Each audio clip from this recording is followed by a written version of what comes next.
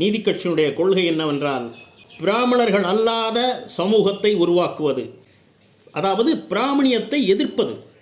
அதுதான் நீதி கட்சியினுடைய நோக்கம்.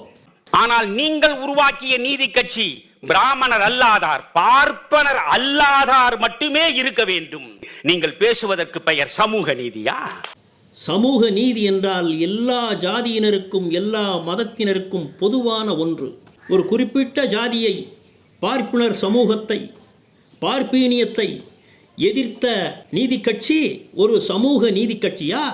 1917ஆம் ஆண்டு மருத்துவர் சி நடேசன் என்பவரால் ஆரம்பிக்கப்பட்ட கட்சி நீதி கட்சி.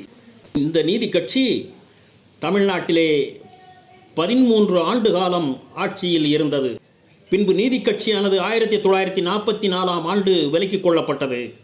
பின்னர் ஈவேரா பெரியார் திராவிடக் கழகம் என்ற பெயரில் அதை தொடர்ந்து தலைவராக வழிநடத்தி வந்தார். அந்த திராவிடக் கழகம்தான் இன்று இருக்கக்கூடிய திராவிட கட்சிகள் தமிழ்நாட்டிலே கடந்த 60-70 வருடங்களாக ஆண்டு கொண்டிருக்கிறது.